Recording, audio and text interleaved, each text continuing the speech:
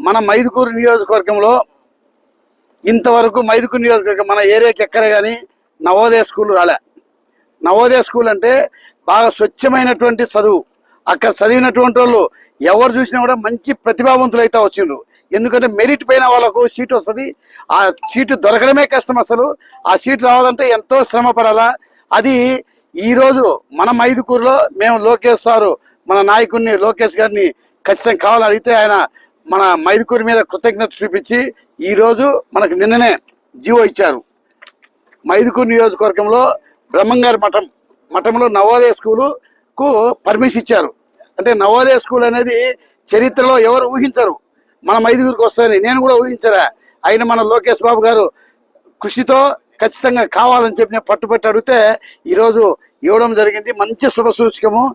అంటే అభివృద్ధి చేయాలంటే ఏదైనా కష్టపడితే కలదు సుఖం అన్నట్టు, కష్టపడితే ఫలితం ఉంటుంది ఖచ్చితంగా.